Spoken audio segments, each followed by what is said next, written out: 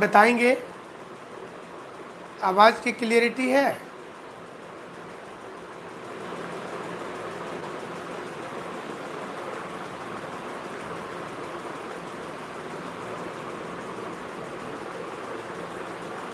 तो चलिए आज की क्लास की शुरुआत करते हैं।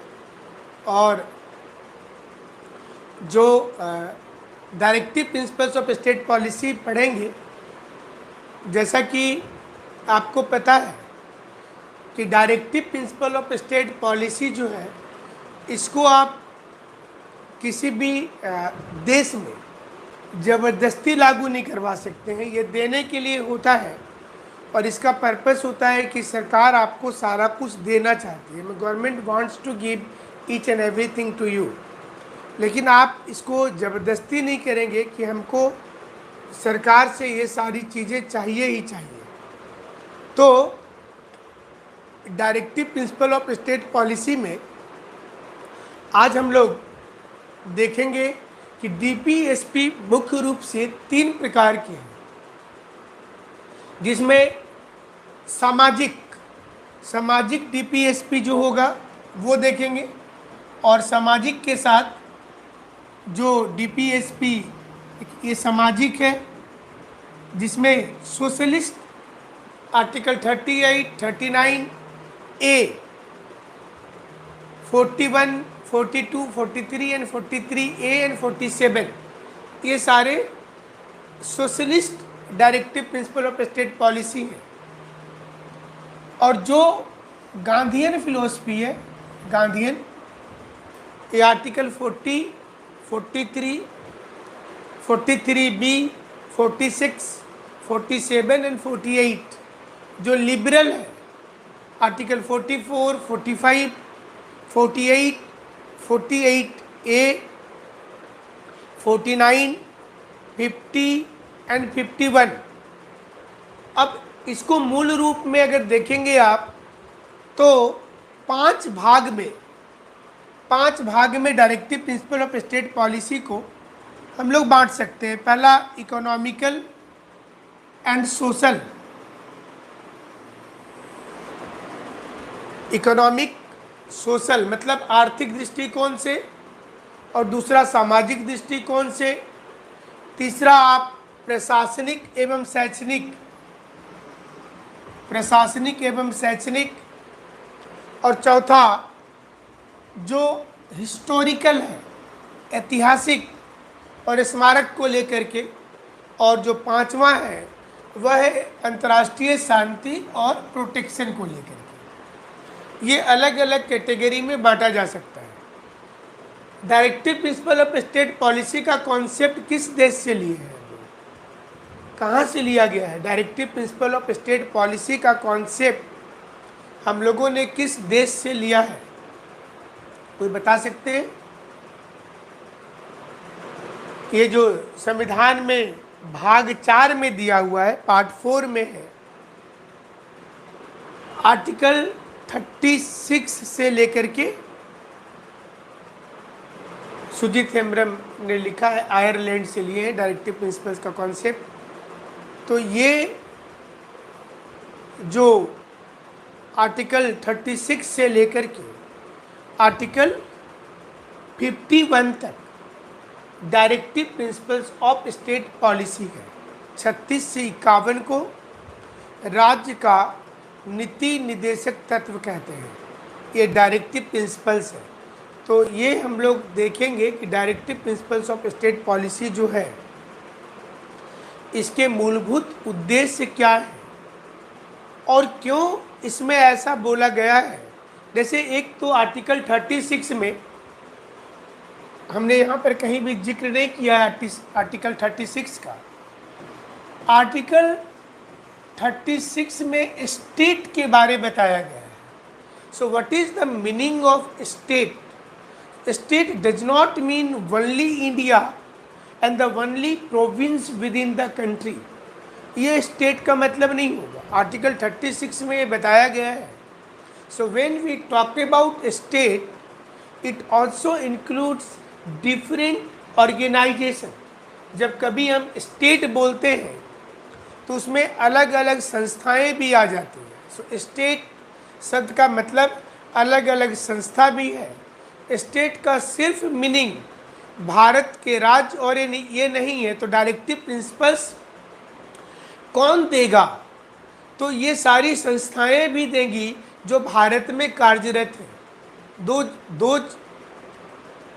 Are going to give the directive principles of state policy through different organisation और स्टेट। स्टेट का मतलब यहाँ पर क्या हो रहा है? भारत। भारत को भी स्टेट बोलेंगे और स्टेट का मतलब प्रोविंस भी हो रहा है। झारखंड बिहार भी स्टेट बोलेंगे। और जो संगठन है, मान लीजिए LIC या बैंक, कोई NGO, IIT, यहां पर आर्टिकल 36 के स्टेट के दायरे में सेमी गवर्नमेंट और गवर्नमेंट अथॉरिटी भी आती है, जिनकी ये ड्यूटी बनती है, जिनका ये कर्तव्य बनता है कि वो आपके बारे सोचें, जिनका ये दायित्व बनता है कि वो विचार करें कि भारत का ये कर्तव्य होगा कि वह आपको directive principles of state policy दे, वो राज्य के नीति निर्देशक तत्व दे। ये आर्टिकल 36 में है। और 37 में ये बताया गया है कि आर्टिकल 36 को लेने के लिए कोर्ट में केस नहीं किया जाएगा। आर्टिकल 36 को प्राप्त करने के लिए कोर्ट में केस नहीं होगा। मतलब जब कभी भी इसकी ज़रूरत महसूस होगी ये आपको दिया जाएगा, लेकिन कोर्ट के माध्यम से नहीं दिया जाएगा। आप इसको ले सकते हैं बिना गवर्नमेंट की इच्छा पर। जब कभी लगेगा कि वेलफेयर करना ज़रूरी है, जब कभी ऐसा महसूस होगा कि वेलफेयर करना ज़रूरी है, तो गवर्नमेंट आपको देने के लिए काम करेगी। तब वो काम करेगी कि हमको देना है। इसलिए अलग अलग समय पर मौलिक अधिकार का भी जजमेंट देते हुए सुप्रीम कोर्ट ने टाइम पर इसकी भी व्याख्या की है। जो directive principles of state policy है, इसकी भी व्याख्या की है। तो बताइए किस किस मुकदमे में सर्वोच्च न्यायालय ने इसे महत्वपूर्ण माना और किस किस मुकदमे में सर्वोच्च न्यायालय ने कहा कि इसे देना जरूरी होगा। लेकिन उसके पहले आप ये समझें कि directive principles of state policy में समाजवादी विचारधारा, मतलब जिसको हम लोग बोलते हैं इक्वेलिटी, वो कहाँ से आ रहा है? तो वो आ रहा है आर्टिकल 38 से, जिसमें वेलफेयर की कॉन्सेप्ट की बात की गई है। इसमें बताया गया है कि इसका पूरा नेचर वेलफेयर होगा। ये हमारा सामाजिक विचारधारा है। आर्टिकल 39 जिसमें हाल के दिनों में जोड़ा गया है कि चिल्ड्रेन के हेल्थ, अब जैसे बच्चों को कोरोना से बचाने के लिए आप मौलिक अधिकार के अलावा डायरेक्टिव पर भी विचार कर सकते हैं। तो directives are also the part of this section. Directive इसका भी एक भाग है। तो directive principles of state policy जो है वो आसानी के साथ आर्टिकल 38 और आर्टिकल 39 में दिया हुआ है। और जैसे 39 के ए में है कि फ्री लीगल एड, आपको फ्री लीगल एड दिया जाएगा, जो हाल के दिनों में जोड़ा गया है। जो लाल रंग में लिखा हुआ है ये बताया जा रहा है कि कहाँ कहाँ पर ये मतलब लागू हुआ, किस रूप में, किस डायरेक्टिव को आज कानून बनाया गया है। तो आप देखते होंगे कि फ्री लीगल एड सेल होता है न्यायालय में, और जो समय समय पर कानून बन जिसको नहीं मिल रहा है, जिसको कानून नहीं मिल रहा है उसको कानून दिया जाता है, जिसको नहीं मिल रहा है उसको कानून दिया जाता है। ये फ्री लीगल एड की कॉन्सेप्ट है जो हमारा संविधान देता है। सोशलिस्ट आर्टिकल 41 जिसमें ये बताया गया है कि जो भारत में निःशक्त हैं, बीमार हैं, ओल्ड एज है, उनको रोजगार उपलब्ध करवाना भी सरकार का कर्तव्य बनता है ना। आप अभी एग्जाम्पल देखिए, कोरोना में पहले वैक्सीनेशन किसको किया गया? 60+ को किया गया, और ये डायरेक्टिव प्रिंसिपल्स है। उनका जीने का अधिकार तो है,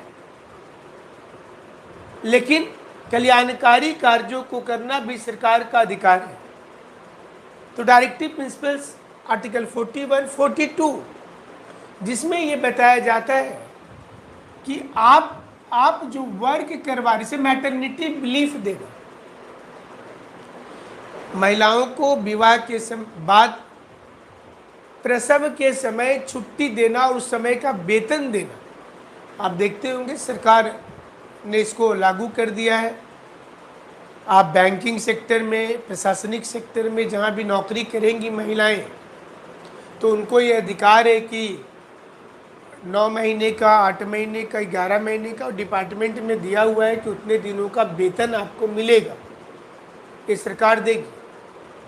तो मौलिक अधिकार नहीं है, लेकिन उसको बचाने के लिए भी एक्ट बना दिया जाता है, कानून बना दिया जाता है, और जब कानून बन जाएगा तब उसको लागू किया जाएगा।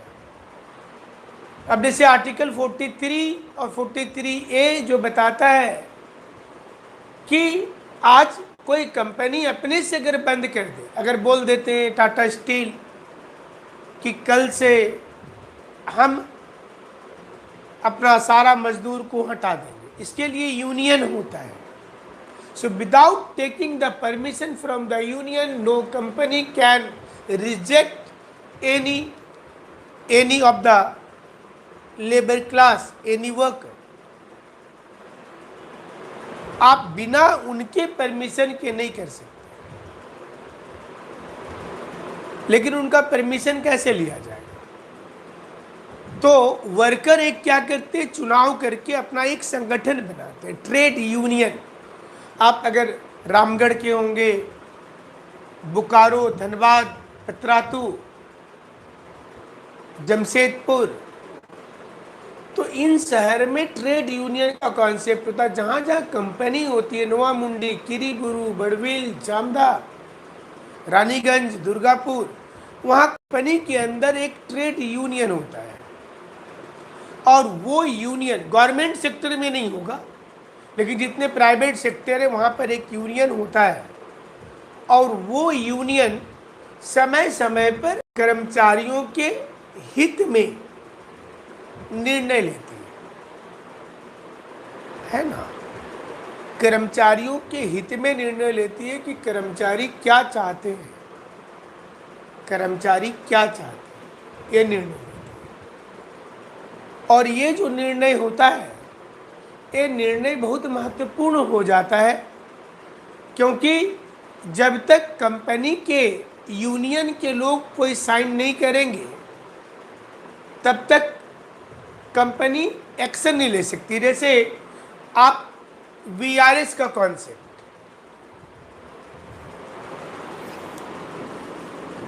वॉलेंटरी रिटायरमेंट स्कीम या अर्ली सेपरेशन स्कीम, ESS जिसको बोलते हैं, तो VRS और ESS लेने के लिए कंपनी का जो मैनेजमेंट है वो एक बार जरूर यूनियन से बात करता है। बिना यूनियन का नहीं आप साइन कर सकते।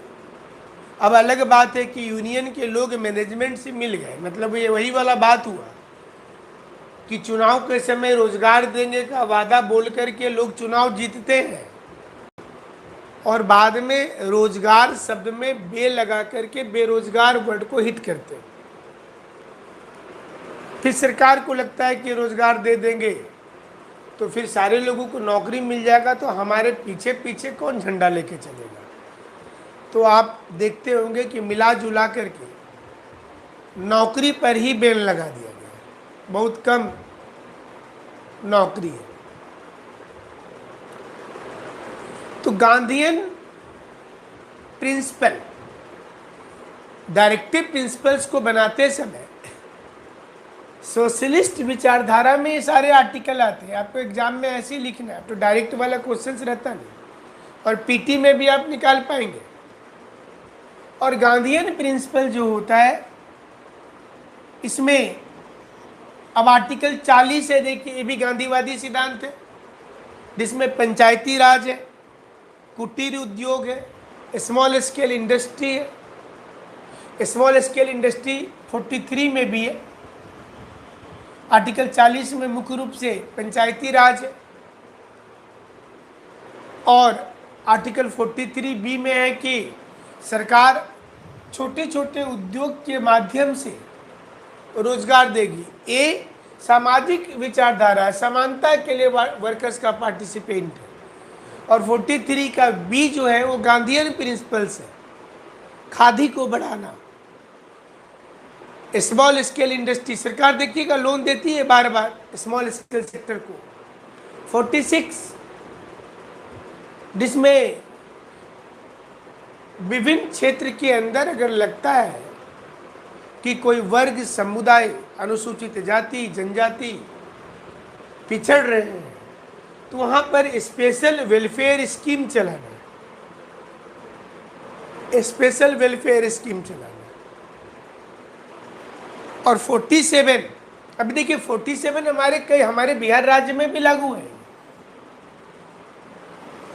आर्टिकल 47 जिसमें लिक्वर्स बैन करना है, शराब। हाल के दिनों में ऐसी खबरें आती है कि बिहार के थाना में शराब बिक रहा है। जितनी कोयला गाड़ी झारखंड से जाती है, तो कोयला के अंदर शराब लेकर के, क्योंकि झारखंड में शराब उपलब्ध है, बिहार में बैन है, तो कभी कभी तो वहाँ मंत्री का बेटा और विधायक का बेटा पकड़ा जाता है कि शराब की तस्करी कर रहा था। लेकिन एक अच्छा जीवन देना, minimum nutritional value is given to all, सभी लोगों को एक बेहतर जीवन देना, एक औसत जीवन देना, ये हमारा क्या है? ये हमारा directive principle of state policy है कि सरकार ऐसा जीवन दे जिससे आपके शरीर के अंदर जो प्रोटीन, विटामिन चाहिए होगा वो मिले, आपको वो मिलना चाहिए। लेकिन आप इसको लेने के लिए आर्टिकल 37 में दिया है कि no part of directive can be implemented by court. होगा तो देंगे। So directive depends upon the resources. So whatever directive principles are given in part 4 can't be implemented by court in most of the cases, but if there is a resources then government will have to give। तो सर्वोच्च न्यायालय भी बोलती है कि अगर देश में अनाज सड़ रहा है, अनाज चूहा खा जा रहा है और गरीब भूख से मर जा रहे हैं, तो सुप्रीम कोर्ट चुप नहीं बैठेगी। अब ये उम्मीद करना है कि ऐसा वक्त आएगा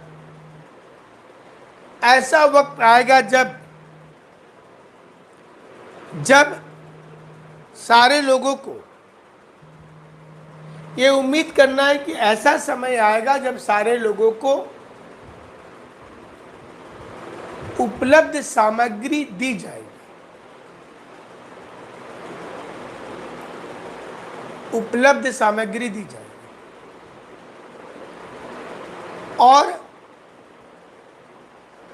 और झारखंड में, बिहार में, दूसरे राज्य में भी ये उम्मीद की जाती है कि आपके जीवन स्तर ऊंचा उठेंगे। तो देखिए, ban of liquors and drinking,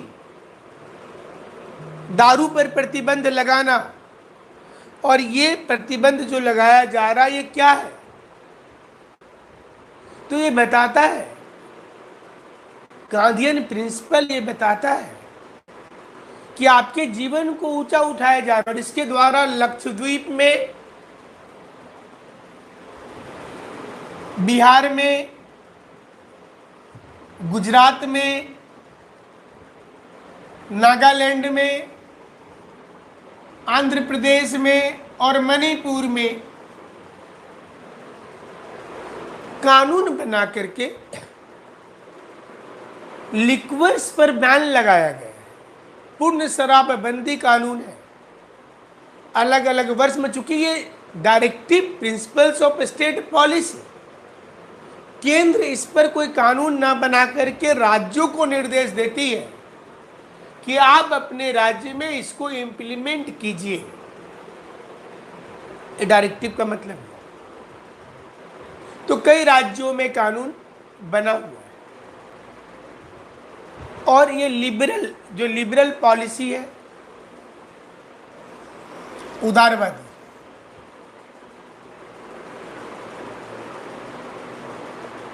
उदारवादी नीति, और उदारवादी नीति में खास तौर पर जनता के ऊपर छोड़ा गया है अधिकांश चीजों को, पब्लिक के लिए।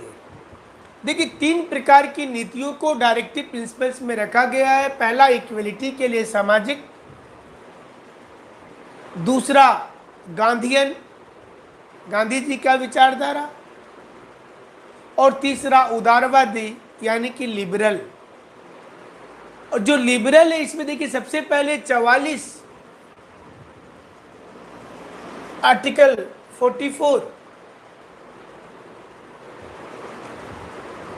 जो ये बता रहा है, आर्टिकल 44 है जो ये बता रहा है कि यूनिफॉर्म सिविल कोड लागू करेंगे,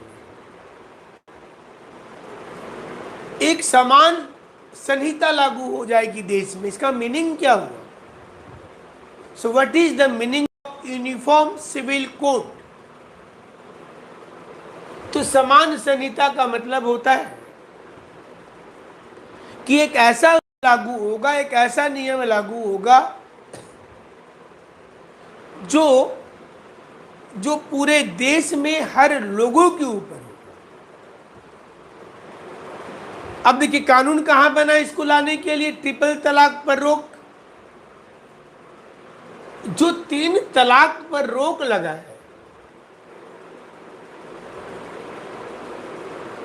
ये रोक आर्टिकल 44 को सपोर्ट करने के लिए कि समान संहिता हम लागू कर रहे हैं।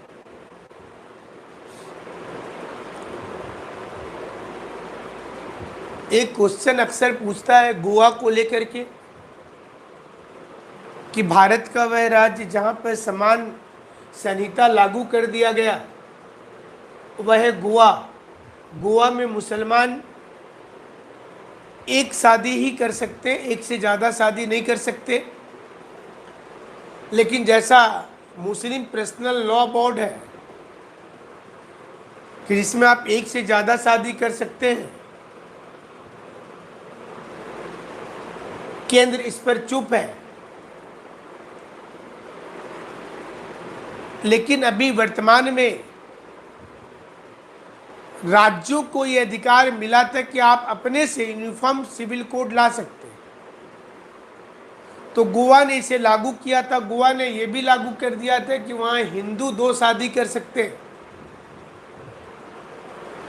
मुसलमान एक ही कर सकते हैं। ट्रिपल तलाक, निकाह हलाला, ये आर्टिकल 44 के सपोर्ट में लाया गया कि निकाह हलाला अब नहीं होगा।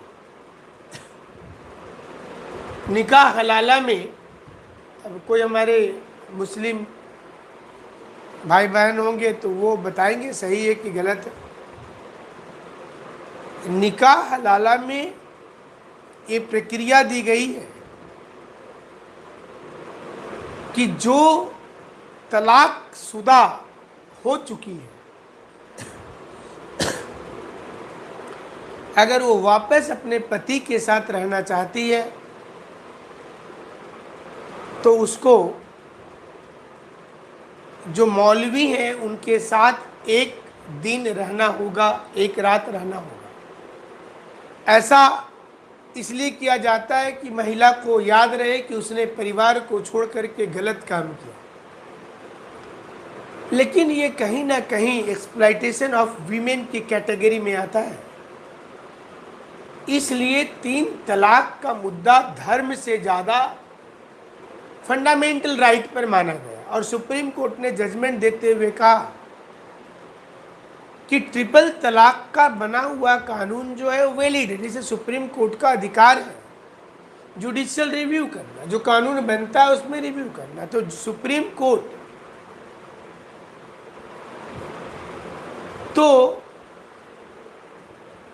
सुप्रीम कोर्ट को ये अधिकार है कि वो कानून को चेक करे।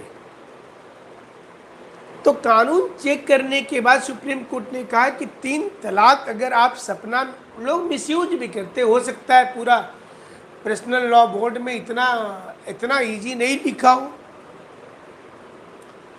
लेकिन लोग अगर सपना में भी आप तलाक बोल दिए तो तलाक हो जाएगा, व्हाट्सएप में कोई लिख करके भेज दिया तो तलाक हो जाएगा, फ़ोन करके बोल दिया तो तलाक हो जाएगा, और छोटी छोटी चीज़ों में अच्छा सब्जी नहीं बना तो तलाक हो जाएगा। तो हमें लगता है कि इन तमाम चीज़ों पर जो सुप्रीम कोर्ट ने कहा था, तो सुप्रीम कोर्ट ने, बहुत सारे कॉल इसी समय पर आते रहते हैं, तो उससे कैसे निपटा जाए इसको थोड़ा सा हम देख लेते हैं।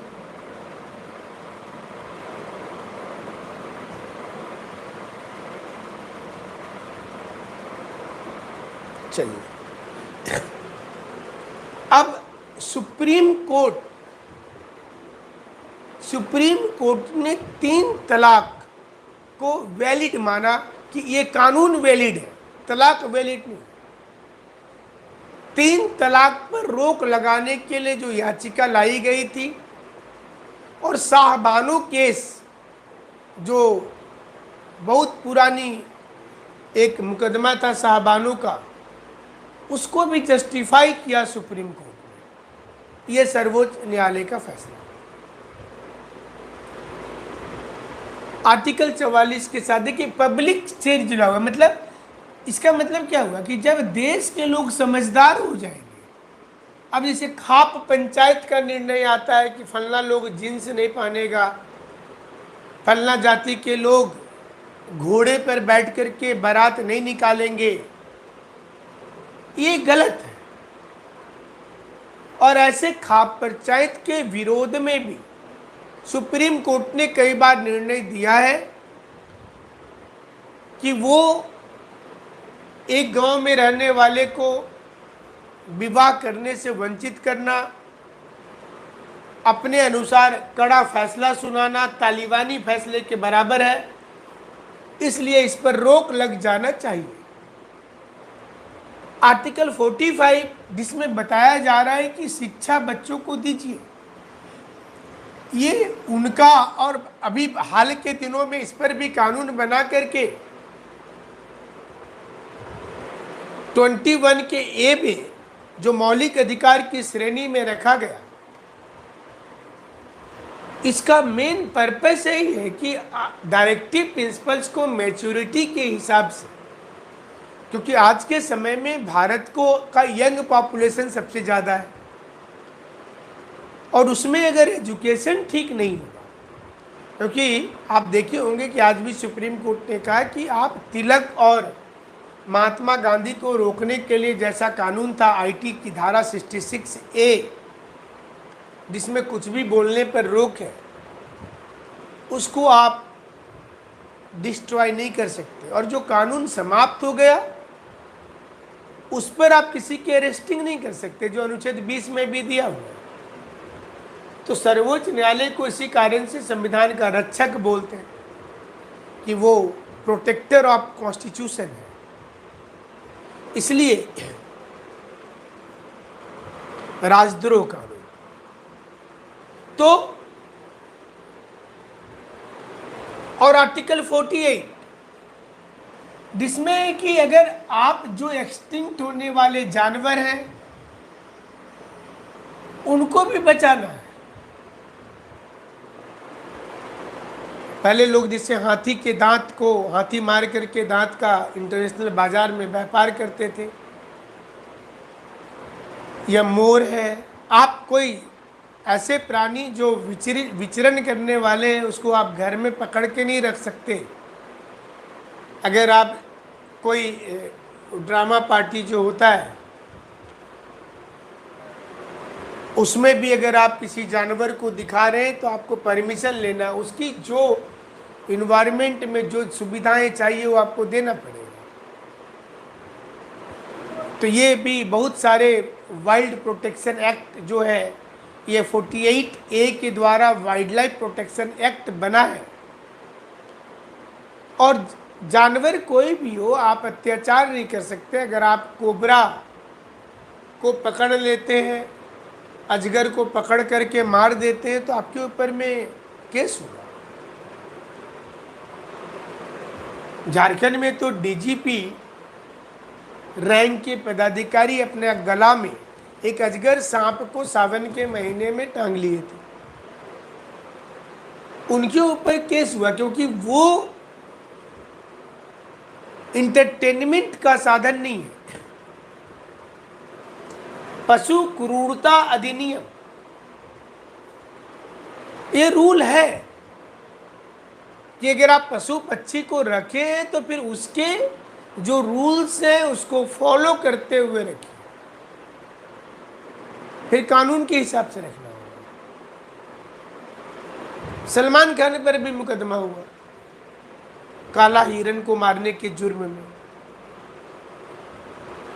अब ये तो अलग बात है कि मारते हुए का कोई फोटो नहीं है तो वो गवाही पर चलता, और गवाह अगर बदल गया जाकर वो बोल दिया कि नहीं हमको क्लियर नहीं है कि गोली कौन चलाया था, हम मतलब देखे कि चला था लेकिन ये नहीं देख पाए कि कौन चलाया था, धुंधला धुंधला दिखा, तो हमको ऐसा लगा कि सलमान खान हो सकता है, इतना बोल दिया होगा उसका ड्राइवर, तो इसको बेनिफिट ऑफ डाउट बोलते हैं। इसमें सजा नहीं हो सकती। लेकिन आपको अगर बोलिएगा कि नहीं हम देखे ही थे और आपसे वकील जिरह करेगा और आप हर जगह पर जवाब दीजिएगा, तो फिर सलमान खान फंस जाता। लगान फिल्म में सो कॉल्ड सत्यमेव जयते वाले आमिर खान जो 5वीं शादी 6ठी शादी में लगे हुए हैं, उन्होंने भी हिरन को टाइटल सॉन्ग में काफी दौड़ा दिया था। इसके बाद सर्वोच्च न्यायालय ने उसे भी गलत माना और कहा कि हिरन की दौड़ने की कैपेसिटी से ज्यादा दौड़ा देना प्रताड़ना के जैसा है, ये भी क्रूरता अधिनियम। तो कानून हर जगह पर है। मतलब अगर आपके साथ भी अन्याय हो रहा है, एक दिन पहले ही पाकिस्तान के सुप्रीम कोर्ट ने आदेश दिया कि एक व्यक्ति को जर्मन शेफर्ड 2 कुत्ते ने काट लिया। वो व्यक्ति वकील था, उसने कोर्ट में, सुप्रीम कोर्ट में केस किया पाकिस्तान में। ये कल की ही न्यूज है। सुप्रीम कोर्ट ने दोनों कुत्ता को मौत की सजा सुनाया, जबकि उसका मालिक 5-10 लाख रुपया मुआवजा देने को तैयार था। लेकिन इन्होंने कहा कि नहीं, ये आपने पशु अगर रखा है और उसका केयर नहीं कर पाते हैं तो फिर आपको पशु रखने का ही अधिकार नहीं, फिर आपको पशु रखने का कोई अधिकार नहीं। तो ये भी एक इंपॉर्टेंट चीज आ जाती है कि सरकार के ऊपर ये दबाव पड़ता है। और 49 जिसमें अंतर्राष्ट्रीय जो आपके स्मारक हैं ऐतिहासिक,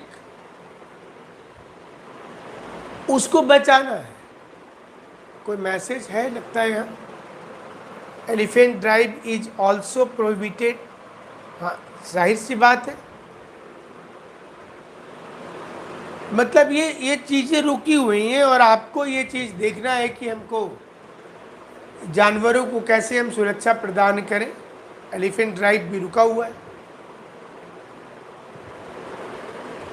और ये ताजमहल हो, लाल किला हो, जो हमारे ऐतिहासिक धरोहर है, सिंधु घाटी सभ्यता के साइट हों, वैदिक कल्चर वाले साइट हों। एक चीज और देखिए, भारत में जितना मध्यकालीन आर्किटेक्चर हिट हुआ उतना हमारा अभी वैदिक काल के 2-3 शहर के नाम आप नहीं बता सकते, जबकि आप तैयारी कर रहे हैं। भारत में किसी को खड़ा करके पूछिए कि हमारा जो वैदिक काल था उसके कोई आर्किटेक्चर किस शहर में मिले तो लोग नहीं बता पाएंगे।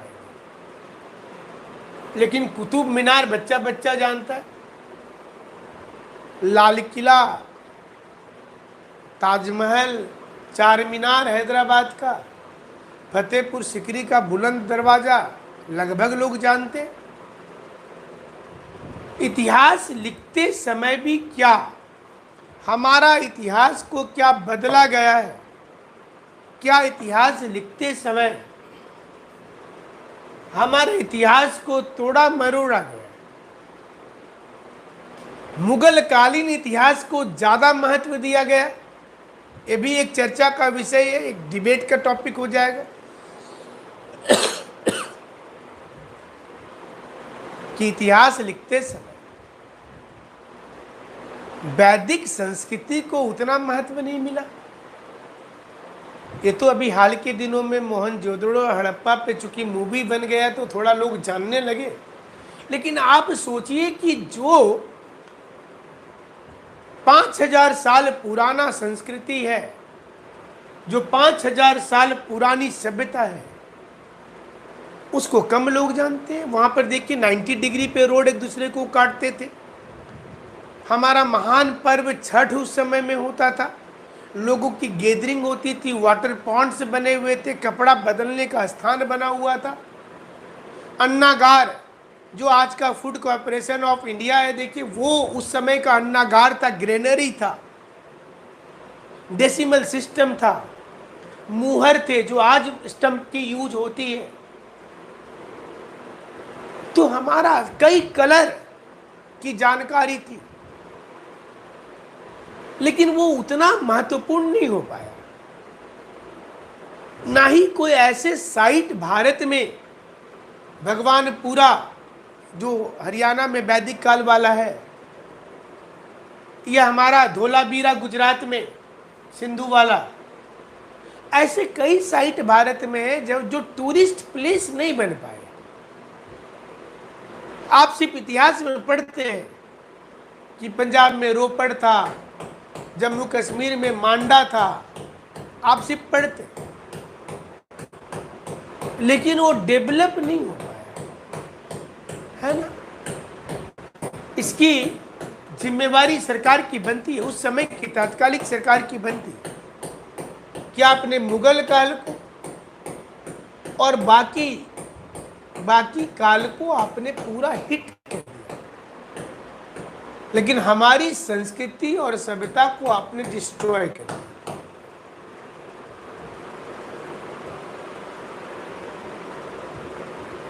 और महान शासक भारत के किसानों का पैसा लूट लूट करके आपने बड़े बड़े बिल्डिंग और चार मीनार बनाए, और इतिहास में आपको महान शासक अकबर द ग्रेट लिख दिया गया। चलिए, ये तो विवाद का विषय है और राजनीति की विषय हो जाती है, लेकिन आपको ऐसे टॉपिक पर भी तैयार रहना है बोलने के लिए, पक्ष और विपक्ष दोनों। आर्टिकल 50 में भी चेंजिंग हुआ है, जिसमें एक्ट बनाते हुए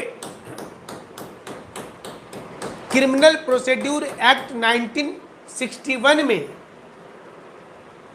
सुप्रीम कोर्ट की क्या जिम्मेवारी बनती है वो बताया गया। सर्वोच्च न्यायालय की जिम्मेवारी, क्योंकि डिमार्केशन नहीं था पहले, सिर्फ इतना लिखा हुआ है आर्टिकल 50 में कि separation of work from judiciary and executive, कार्यपालिका न्यायपालिका के बीच कामों का बंटवारा है। तो 1961 में एक्ट बना करके ये किया गया कि बंटवारा में कितना बंटवारा है और क्या बंटवारा है, ये भी क्लियरिटी होनी चाहिए। इसी प्रकार से 51 अंतर्राष्ट्रीय शांति को बढ़ावा देना, जिसमें यूनिटी इंटीग्रिटी आप देखते होंगे कि प्रस्तावना में जोड़ा गया है। हमारी ये कोशिश नहीं होगी कि हम पहले युद्ध करें, हमारी ये कोशिश नहीं होगी, हम युद्ध करना नहीं चाहते, लेकिन जवाब तो देना पड़ेगा। चाहे 1970 के दशक में बांग्लादेश का बंटवारा हो, 1962 में चाइना के साथ हो, या हाल के दिनों में कारगिल के वाला मुद्दा हो, हम हर लड़ाई अपनी पूरी ताकत से लड़ेंगे और 100% से ज़्यादा एफर्ट लगाएंगे। हमारी जमीन हम किसी को लेने नहीं देंगे,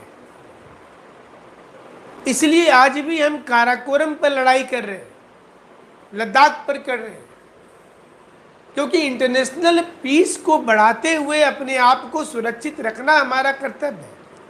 हमारे पास इतनी आतंकवादी घटनाएं हुई हैं, लेकिन हम पाकिस्तान के साथ फिर भी बात करते हैं, अफगानिस्तान के साथ बात करते हैं, बांग्लादेश से बात करते हैं, जबकि बांग्लादेश का आने वाले समय में हमको लगता है कि आधा जनसंख्या भारत में ही आ जाएगा रहने। तो चावल, पानी और गेहूं तो हम ही लोग दे रहे हैं। हमारे लोगों का पेट काट करके हम लोग बांग्लादेश को दे रहे हैं। ये इंटरनेशनल पीस को बढ़ाने के लिए तो डायरेक्टिव प्रिंसिपल्स को 3 पार्ट के अलावा आप 5 मोटे सिद्धांत के तौर पर देख सकते हैं कि 5 ऐसे थ्योरी है जो डायरेक्टिव प्रिंसिपल्स पर लाए गए। इकोनॉमिक सोशल थ्योरी लाया गया कि आर्थिक आधार पर, सामाजिक आधार पर कैसे हम समानता लाएं, ये सोचें। शैक्षणिक और प्रशासनिक दृष्टिकोण से विचार करें, ऐतिहासिक समानता लाएं, और इंटरनेशनल पीस और प्रोटेक्शन कैसे किया जाए। ये क्लियर हुआ, ये पेज क्लियर है तो दूसरे पेज पे चलें। ये इसमें कोई पूछना है किसी को तो आप पूछ लीजिए अभी, और क्लियर है तो ये भी बता दीजिए।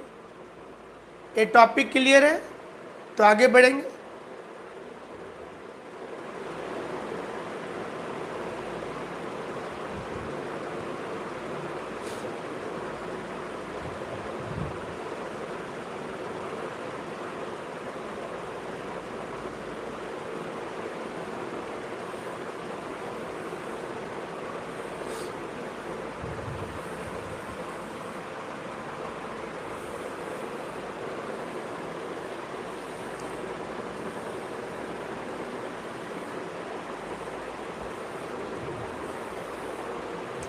इसमें क्लियरिटी है, ये कुछ पूछना है किसी को?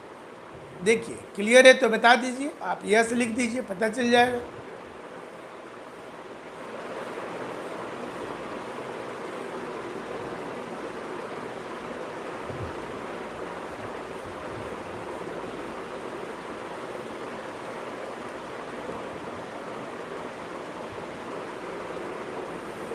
आर्टिकल 44।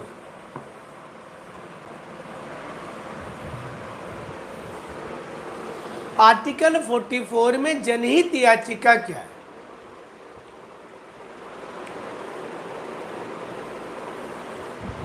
पब्लिक इंटरेस्ट लिटिगेशन क्या है?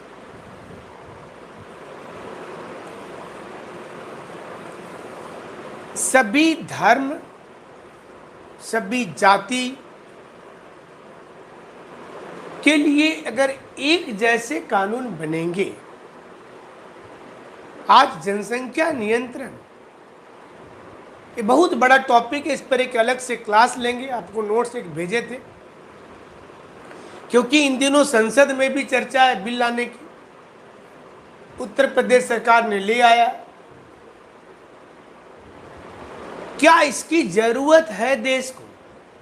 तो डायरेक्टिव प्रिंसिपल्स में जो आर्टिकल 44 है, जो बता रहा है समान संहिता हो। अब किसी को आप जबरदस्ती तो नहीं कर सकते कि आपको एक से ज्यादा बच्चे नहीं करने,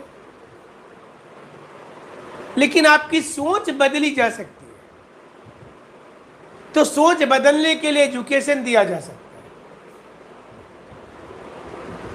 है। ऐसे बहुत से हमारे मुस्लिम भाई बहन भी हैं जिनके एक ही भाई है, एक ही बहन है, दो ही लोग हैं, ऐसे भी लोग हैं।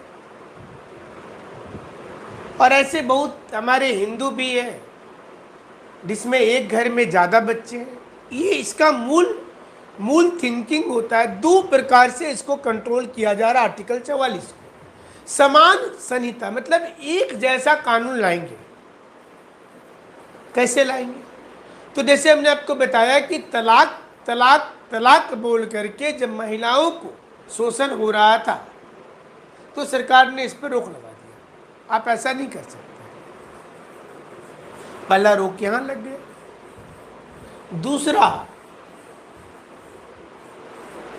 कि जनसंख्या कंट्रोल पॉलिसी में हम ये नहीं बोल रहे कि आपको 2 ही बच्चे करने हैं, लेकिन ऐसा कानून तो हम ला सकते हैं कि जिनके 2 बच्चे ही रहेंगे उनको हम आगे प्रमोट करेंगे, उनको नौकरी देंगे, उनको राशन की सुविधा देंगे।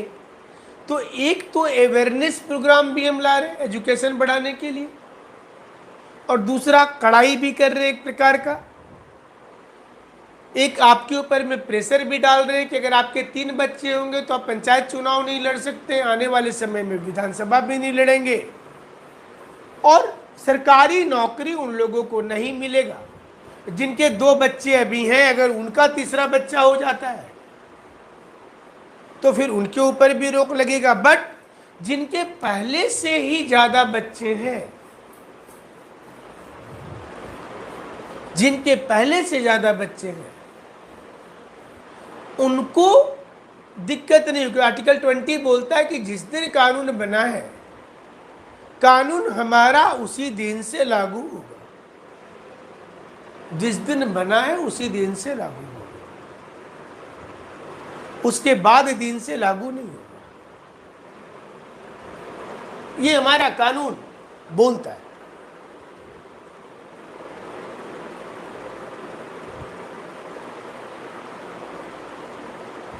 तो आर्टिकल 44 में जनहित याचिका ये बताता है कि भारत में सभी चीज के लिए एक जैसे समान कानून बनने चाहिए, नहीं तो फिर समाज में बंटवारा जैसा दिखता है। उस धर्म के लिए कुछ और, इसके लिए कुछ और, उसके लिए अलग। तो ये नहीं होना चाहिए, बल्कि एक कानून व्यवस्था होनी चाहिए। यही आर्टिकल 44 के अंदर की जनहित याचिका है जो इस समय चर्चा में आ गया। तो दूसरे पेज पर चले। आज का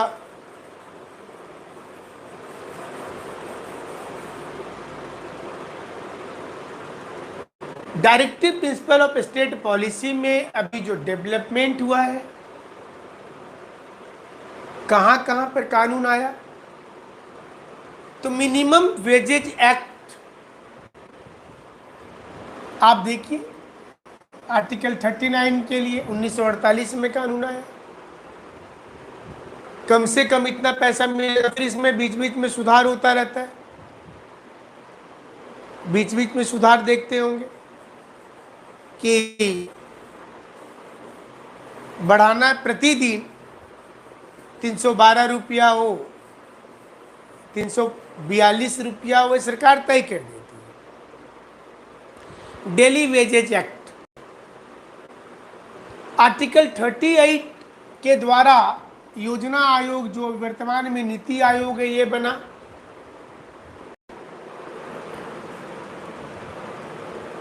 और मैटरनिटी बेनिफिट एक्ट आर्टिकल 42 के दायरे में 1961 में आया।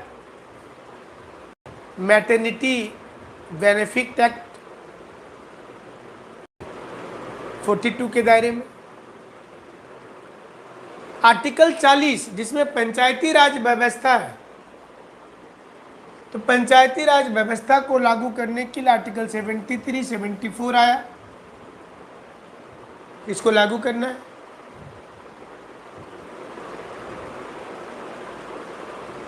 Criminal procedure law 1973, criminal procedure law 1973 ये आर्टिकल 50 के दायरे में आया।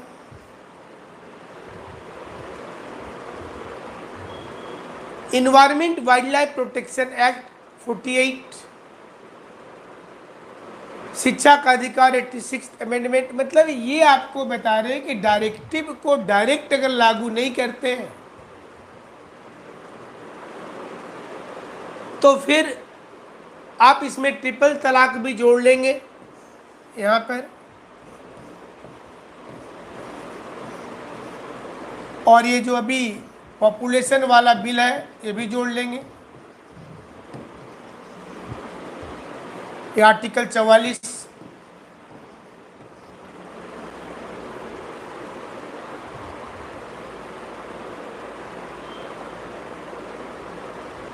तो इसको लागू करने के लिए डायरेक्टिव प्रिंसिपल्स को लाया गया है।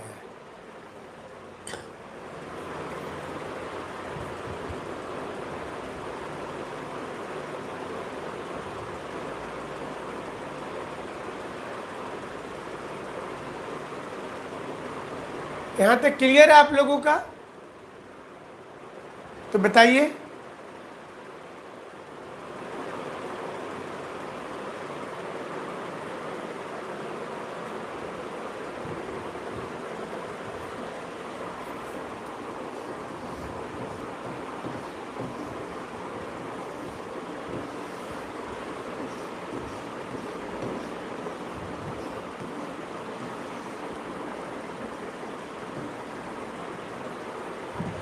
फंडामेंटल राइट जो है इसका कुछ हद तक नेचर निगेटिव है,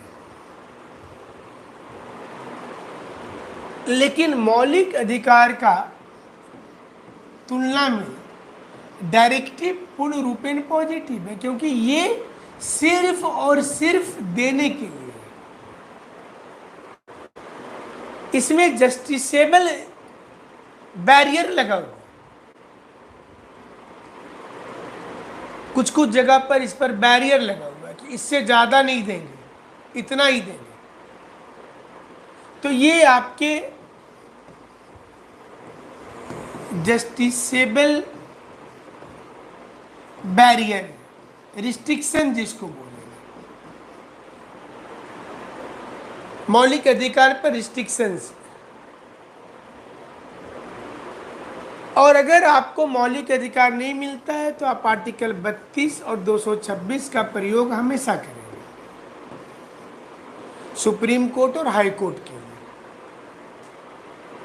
लेकिन डायरेक्टिव प्रिंसिपल्स जो है ये रिसोर्सेज पर डिपेंड करता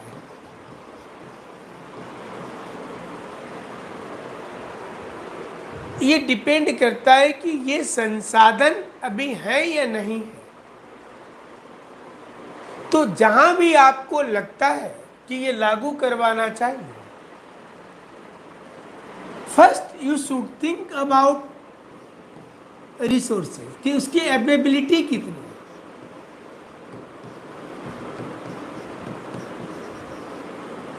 क्या वो रिसोर्सेज सरप्लस है, और गवर्नमेंट की पॉलिसी क्या है। ये तीन चीज सोचना है। अब जैसे जनसंख्या नियंत्रण पर बात हो रहा था, आज के डेट में ब्रेन एबिलिटी का मतलब क्या हुआ, maturity of brain of different common people,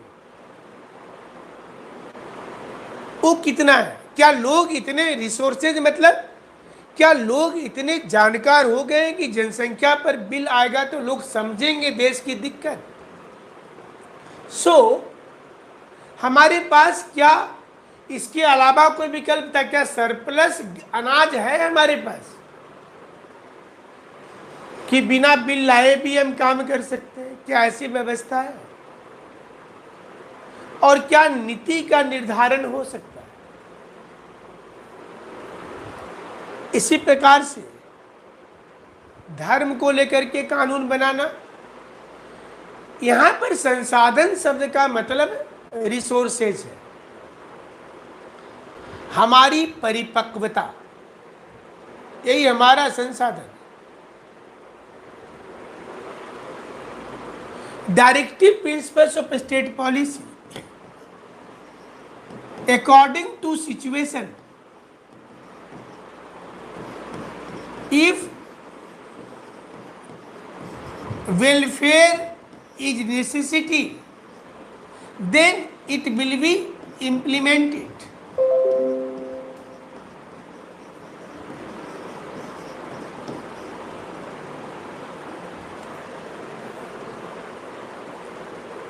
welfare जरूरी है, हमें वेलफेयर करना है।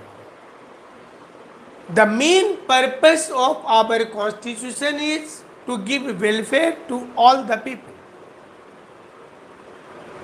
हमारा संविधान चलाने का ही उद्देश्य है वेलफेयर देना।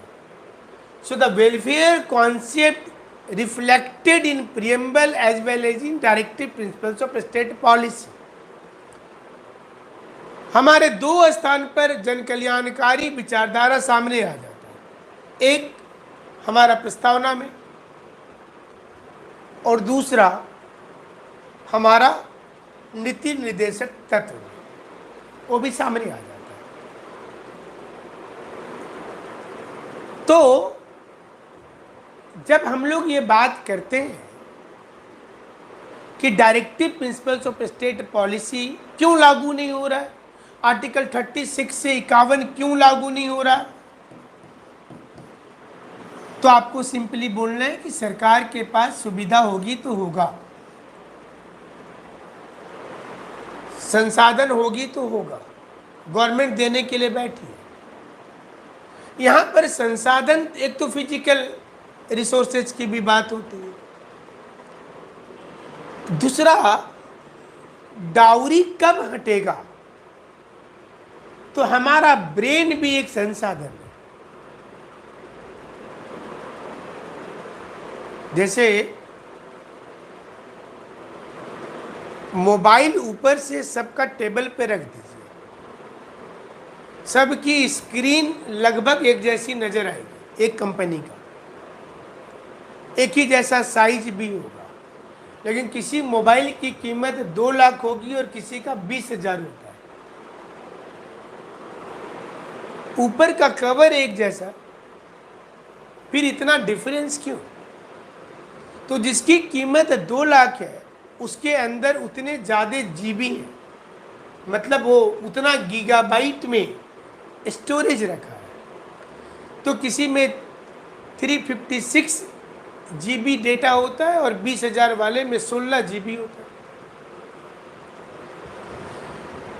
आपकी मोबाइल की मेमोरी माने एक साथ कितना काम वो कर सकता है, एक साथ एक्सपोर्ट भी कर सकता है, वीडियो कॉल भी कर सकता है, मैसेज भी देख सकता है। कम ताकत वाले मोबाइल वहां हैंग कर जाएंगे। हमारा ब्रेन का भी वैसा ही कैपेसिटी होता है। कुछ लोगों को देखिएगा छोटे से हेडेक में पागल हो जाता है, कोई लोग बड़े बड़े हेडेक लेके चलते हैं, जितना बड़ा व्यक्ति उतना बड़ा हेडेक। हमारी विचारधारा क्या बोलती है कि बच्चों को शिक्षा देना चाहिए, और अगर नहीं बोलती है तब कानून बनाना पड़ता है जैसे बनाया गया। अपने से अगर हर धर्म के लोग अपने धार्मिक कानून में बदलाव कर लें,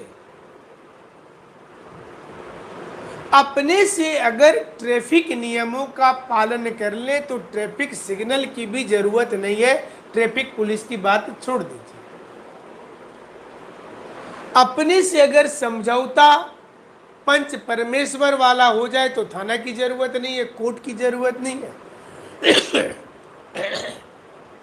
और बहुत से गांव में इससे दूर रहते हैं, वो अपने से कर लेते हैं, मुखिया और सरपंच मिलके कर लेते हैं।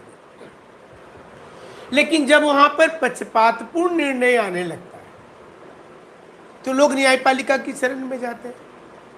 तो यहां पर बोला जा रहा है कि the ultimate purpose of directive is welfare, और इसको लाने के लिए जब कभी कोई कानून की आवश्यकता होगी तो वो जरूर से लाया जाएगा, इसमें रोक नहीं लगा सकते हैं, वो जरूर से लाया जाएगा।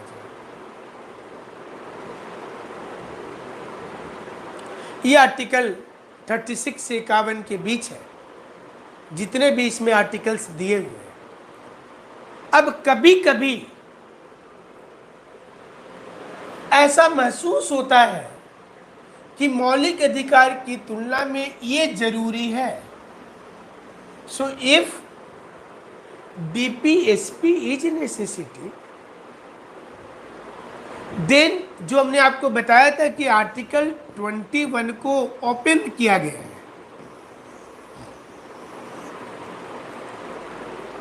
इसको ओपन रखा गया है। जो संविधान में लिखा हुआ नहीं है अधिकारों के लिए, वो 21 में सोच लेंगे। अगर ये जरूरी है तो उस अवस्था में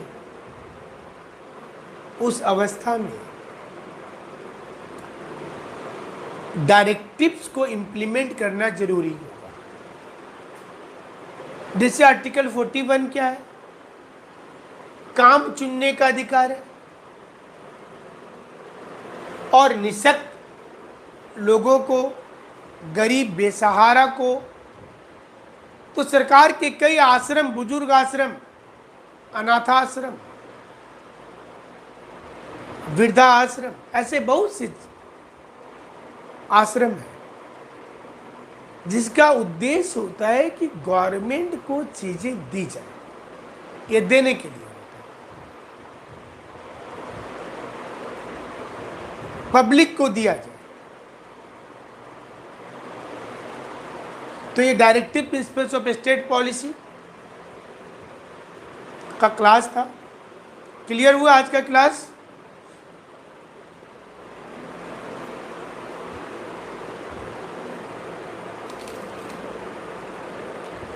ठीक है, फिर आज के